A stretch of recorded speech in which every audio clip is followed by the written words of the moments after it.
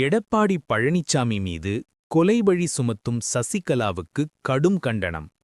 கடந்த ஓராண்டில் மட்டும் கிருஷ்ணகிரி மாவட்டத்தில் 56 கொலைகள். ஓசூர் பொதுக்கூட்டத்தில் கே.பி. முனுசாமி பேச்சு.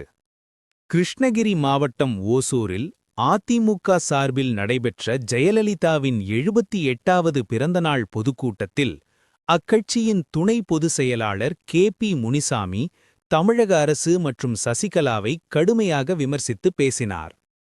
அதிமுக மீண்டும் ஆட்சிக்கு வந்த 3 மாதங்களில் மகளிருக்கு 2000 ரூபாய் உரிமைத் தொகை வழங்கப்படும் என அவர் வாக்குறுதியளித்துள்ளார். கிருஷ்ணகிரி மாவட்டம் ஓசூரில் மறைந்த முதலமைச்சர் ஜெயலலிதாவின் 78வது பிறந்தநாளை முன்னிட்டு பிரம்மாண்ட பொதுக்கூட்டம் நடைபெற்றது. கிருஷ்ணகிரி மேற்கு மாவட்ட அதிமுக சார்பில் ராம்நகர் அண்ணா சிலை முன்பு நடைபெற்ற இந்த பொதுக்கூட்டத்தில் முன்னாள் அமைச்சர் பி. பாலகிருஷ்ணா ரெட்டி, திரைப்பட நடிகரும் இயக்குனருமான ரங்கநாதன் உள்ளிட்டோர் பங்கேற்று பேசினார்கள். இதில் சிறப்பு விருந்தினராக பங்கேற்று பேசிய முன்னாள் அமைச்சர், அதிமுக துணை பொதுச் செயலாளர் கே.பி. முனுசாமி திமுக அரசின் செயல்பாடுகளை கடுமையாக சாடினார். திமுக அரசு 520 வாக்குறுதிகளை கொடுத்துவிட்டு மக்களை ஏமாற்றிவிட்டது. தேர்தல் பயம் வந்தவுடன் 3 ஆண்டுகள் கழித்து 1000 ரூபாயை வழங்குகிறார்கள். அதுவும் நாடாளுமன்ற தேர்தல் வருகிறது என்ற உடனேயே 1000 ரூபாய் வழங்கப்பட்டது. அதுவும் வாக்கு வங்கிக்காகவே வழங்கப்பட்டது. வாக்கு வங்கிக்காக மட்டுமே வாழ்ந்து கொண்டிருக்கிற ஒரே அமைச்சர் இந்திய துணைக்கண்டத்தில் திரு மு.க. ஸ்டாலின் மட்டும்தான் என அவர் விமர்சித்தார். இவங்க மாதிரி 520 வாக்குறுதியை கொடுத்துட்டு உரிமைத்தொகைன்னு சகோதரிகள் எல்லாம் ஏமாத்திட்டு ஓட்டு வாங்கி ஜெயிச்சுட்டு வந்துட்டு 3 வருஷமா கொடுக்காத சட்டமன்றத்தில் எடப்பாடியார் நாங்கள்லாம் பெரிய குரல் கொடுத்து ஆர்ப்பாட்டம் பண்ணி அப்பயும் கொடுக்காம பார்லிமெண்ட் எலெக்ஷன் வருதுன்னு தெரிஞ்சதுன்னு ஓட்டுக்கு கேட்டு போகும்போது இது நமக்கு பாதிப்பா வந்துடுன்றதுனால வாக்கு வங்கிக்காக 1000 ரூபாய் கொடுத்த அரசு, ஒரு முதலமைச்சர் வாக்கு வங்கிக்காகவே வாழ்ந்து கொண்டிருக்கிற ஒரு முதலமைச்சர் இந்திய துணைக்கண்டத்தில் இருக்கிறார் என்று சொன்னால் அது திரு ஸ்டாலினை தவிர வேறு யாரும் இருக்க முடியாது. நாங்கள் ஆட்சிக்கு வந்தவுடன் இந்த 10,000 ரூபாய் அரசு ஆட்சி பொறுப்பிற்கு வந்தவுடனேயே அந்த நிர்வாகத்தின் நடைமுறைகள் அந்த 2 மாசத்துக்குள்ள இந்த 10,000 ரூபாய் நிதியை உறுதியாக கொடுப்போம் என்று நாங்கள் வாக்குறுதி கொடுக்கிறோம். இந்த 2000 ரூபாய் வந்து ஸ்டாலின் 1000 ரூபாய் 3 வருஷம் கழிச்சு கொடுத்தார். நாங்க அப்படி இல்லை, 3 மாசத்துக்குள்ள மாதம் 2000 ரூபாய் அந்த சகோதரிக்கு கொண்டு சேர்க்கின்ற வாக்குறுதியை கொடுத்தோம், நடத்தோம். நாங்க இந்த கட்சியினால பலனடைஞ்சவங்க, இந்த கட்சியினால பலமடைந்தவர்கள், இந்த கட்சியினால சமூகத்தில் அடையாளம் தெரிந்தவர்கள் எப்படியாவது அதிமுக தோக்கணும், எப்படியாவது அதிமுகவுக்கு எடப்பாடியார் முதலமைச்சர் ஆகக்கூடாது, இந்த சிந்தனையோட ஒரு கூட்டம் அலைந்துட்டு இருக்கு. நேற்று ஒரு அம்மையார் புரட்சி தலைவி அம்மா கிட்ட வேலைக்கு போனவங்க, வேலைக்கு போய் சம்பளத்தில் இருந்தவங்க, புரட்சி தலைவி அம்மா அவர்கள் எப்பொழுதுமே ஒருவரை நம்பிவிட்டால் அனைத்தையும் கொடுக்கக்கூடிய ஒரு இயல்பான குணமுடையவர்கள். அப்படி நம்பிக்கையின் அடிப்படையில் கொடுத்தாங்க. ஒரு கட்டத்தில் தன்னுடைய பதவியை அவங்க எடுக்கிறாங்க தெரிஞ்சது உடனே வீட்டை விட்டு வெளியேற்றுறாங்க. வீட்டை விட்டு அவரை மட்டும் வெளியேற்ற அந்த குடும்பமே வெளியேற்றுறாங்க. அந்த குடும்பமே வெளியேற்ற பின்னாடி மீண்டும் வர்றாங்க, வரணும்னு ஆசைப்படுறாங்க. அப்படி வரணும்னு ஆசைப்படும் போது ஒரு கடிதம் கொடுக்குறாங்க, புரட்சி தலைவர் அம்மா அவர்களுக்கு ஒரு கடிதம் கொடுக்குறாங்க.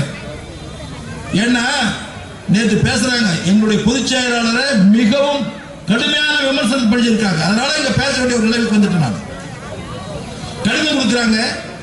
அந்த கடிதத்தில் உண்மையான தங்கையாக உங்களிடத்தில் இருப்பேன், எந்த விதத்திலும் அரசியலில் நான் ஈடுபட மாட்டேன், அரசியலில் பங்கு பெற மாட்டேன், உனக்கு தங்கையாக இருந்து பணிவிடை செய்வேன், என்னை ஏற்றுக்கொள்ளுங்கள். நீ தானே வாக்குறுதி கொடுத்து கையெழுத்து கொடுத்தீங்க.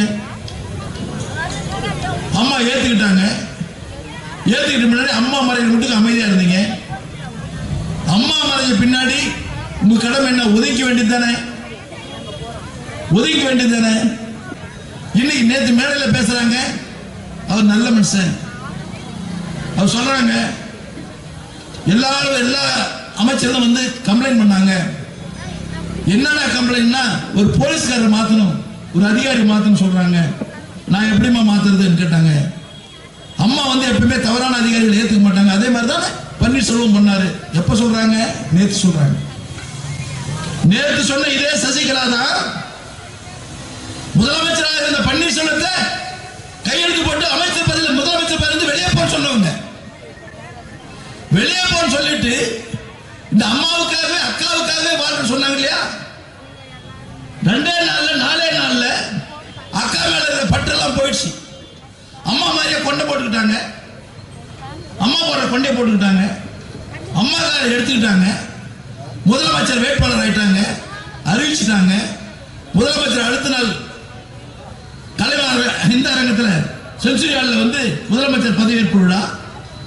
ரெடி ஆயிட்டு நீ போயிட்டியே, அப்ப என்ன அர்த்தம்? இன்னைக்கு வந்து மேடையில் உட்கார்ந்து பேசுறியே, என்ன வேதனை?